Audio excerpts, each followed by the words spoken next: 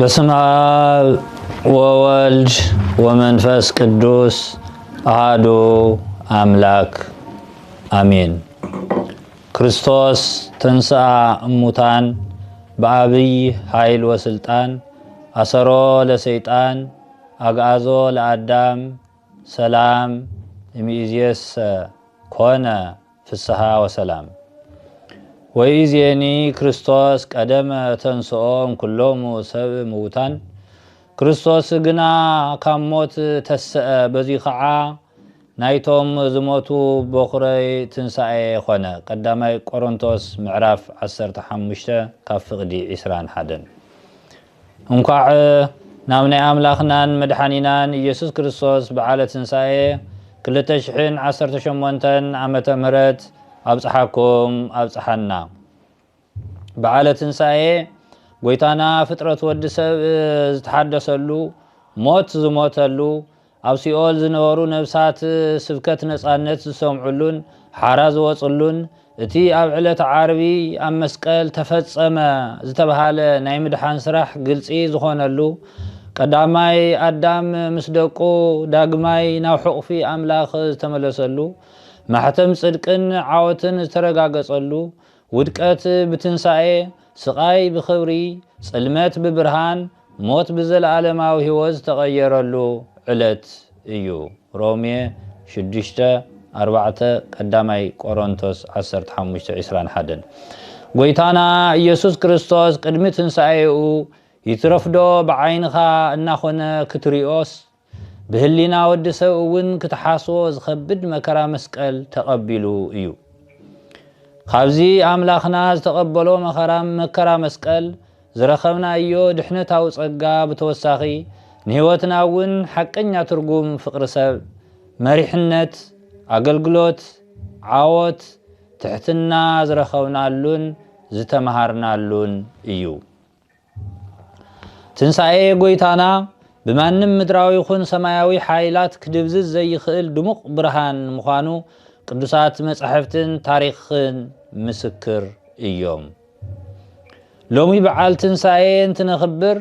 ብትንሣኤኡ ዝረኸብናዮ ድሕነት እናመስገና እኳ እንተኾነ ኣብ መላእ ዓለም ብፍላይ ድማ ኣብ ትግራይ ኣብ ናይ ትንሣኤ ኩነታት ከይኾነስ ኣብ ናይ ዓርቢ ስቕለታት ኩነታት ኮይንና እዩ። ብሓቂ ትግራይ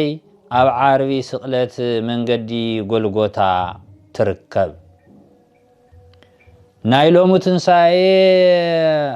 እንትነብዕል ህዝብና ዘለዎ መስቀል ወይ መከራ ከም ጎይታና ኢየሱስ ክርስቶስ ተሸኪሙ ዘወግደሉ እንተዘይኮይኑ ድማ ከም ስምዖን ቀሬናዊ ሸኽሙ ዝሕግዞ ኣብ ዝጽበየሉ ብግልባጡ ካብ ውሽጥን ካብ ደገን መከራ ኣብ ዝውሰኸሉ ቁስሉ ክሕከም ተጸብዩ ሕማሙ ቀሊዑ እንትህብ ቃንዛ ዝውስኸሉ ቁስሉ ዘግድድን በትሪ ስግኣት ኣብ ዝግረፈሉን ጸሚኡኒ እንትብል ድማ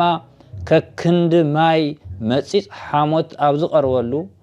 ኣብ ቁርን ኣስሓትያን እናሃለወ ከክንዲ ክዳን ዝድረበሉ ክዳኑ ተገፊፉ ንምክፍፋል ዕፃ ኣብ ዝወድቐሉ ደኺሙን ናብርኡ ልዕሊ ዓቕሙን ኮይኑ እናሃለወ ብህይወት ኣሎዶ ብዝብል ብናይ ፍልሊ ኩናት ጎድኑ ኣብ ዝውግኣሉ ሰማይን ምድርን ኣብ ዝተዓረቑሉ ዕለት ህዝብና ዝፈላለዩ ነገራት ኣብ ዝዝርአሉ ቀዳማይ ኣዳም ናብ ናይ ጥንቲ መንበሩ ኣብ ዝተመለሰሉ ዕለት ንሻድሻይ ክረምቲ ዋዒ ቀትሪ ቁሪ ለይቲ ዝናብ ክረምቲ እናተፈራረቐሉ ናብርኡ ይቕጽል ዘሎ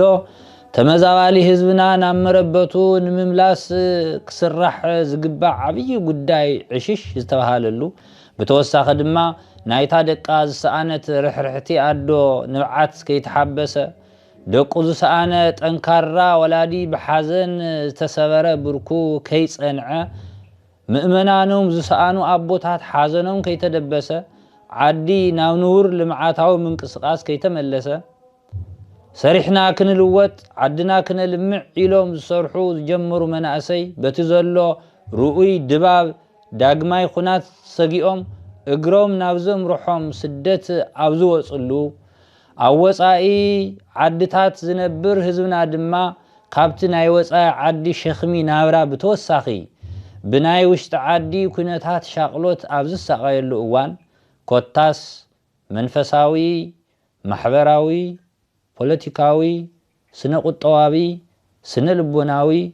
አካላውን ጸጋታትና ቅልውላው ገጢምዎም ናብ ሕቶ ምልክት ዝኣተውሉ ወቅቲ ኮይና ኢና ብሓቂ ህዝብና ኣብ ዓርቢ ስቕለት መንገዲ ጎልጎታ ይርከብ ንብል ዘለና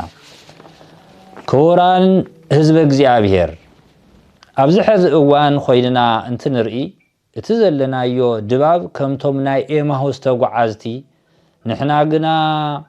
ንእግዚአብሔር ንእስራኤል ዘድሕን ንሱ እዩ ኢልና ተስፋ ንገብር ነይርና ምስዚ ኩሉ ከዓ እዚ ካብ ዝኸውን ሎሚ ሳልሳይ መዓልቲ እዩ ሉቃስ ምዕራፍ 24 ፍቅዲ 21 ኢሎም ስቕለትን ሞትን ጎይታና ኢየሱስ ክርስቶስ ናይ ታሪኽ ተስፋን مودعتا مسيلو تسمعهم نحناون ازي مودعتان تسفا زيولون مسيلو كسمعنا يخليو نقرقن اتنموز سعاره بخرموتان خوينو تنسأ قويتانا نتوم تقعازتي تقليسو تسفاهم زبرحالهم اتي جميرهم وزنورو كابتا ناي تسفا مدري ناي موسى تلمي قديفهم كملوسو لبوناهم زبرحالهم نعانا اون تسفا كم زلنا كمزي صلميتنا كمزي نبر تسفا كين قرص دحري عربي سقلت تنساي جدن مخانو بقدسات مصاحفتي ابيلو ينغرنا تنساي حلوف تاريخ نذكرلو تاريخاو خستت كيخونس نايلومي برهانن تسفانيو ጎይታና በስልጣኑ በፍቃድ አብኦ መቃብር ተዓጽዩ እንሃሎ ድሕሪ 3 መዓልቲ ከም ተንሰአ መጻሕፍቲ መስክሩ ዓድናውን ክትተንስእ ካብ አምላኽ ቀጽሉ ንሕና ኩላትና ግደ ከም ዘለና ተገንዚብና ንትንሳኤና ቁርጽ ዝበለ ፍቃድ ክህልወና ንክንትንስእ ኣብ ማእኸልና ዘለው ናይ ፍልሊ ኣእማን ወይ ሓሳባት ኣርሒቕና ኣብ ሓድነትና ክንሰርሕ أو كل بوتا بمريحنت زلنا دما حزبي مئنتانا كيخونس نحنا مئنت حزبي مخاننا تغنزيبنا نهيوت اتوم انمرحوم إلنا عرسخا أحليفكا كسع مهاب زبتصح مسوائتنت نمخفال لباوي دلونت بمحاز كم حزب دما كم توم نبيات أو قدمي أملاخ وديقوم مسأحواتهم خويوم ولقاون حزباون نسها زعتوو نحناون حلوف من قدنا رينا أو قدمي أملاخ مسحواتنا ولقاون حابراون نسها بمئتاو أملاخ نصو زفوت وصرح نمسرح نكحقزنا بملمان نحنا دما كنصرحو زقباء بصحيتنا نكنواسا قال بمئتاو كخون يقباء ازي انت نقبر بحقي تنسعي خوننا زي تنسعي تاريخ عالم زغيرة اسرات زتفتحلو دخومات حايلي زرخولو ايمو نعاناون كمو يخونلنا اتي زلنا يوم انقدي قلقوتها تفتصيمو بخلو نابرانا تنسعي قويتانا الناس تماقرلو قزين خمس املاك قدس فقاد يخون نحناون نعقو نسرح وسبحات لإግዚአብሔር ወለወላዲቱ ድንግል ወለመስቀሉ ክቡር አሜን። እግዚአብሔር ይባርክኩም፣ እግዚአብሔር ይቀድስኩም። በድጋሚ ሰናይ በዓል ትንሳኤ ይግበረልና።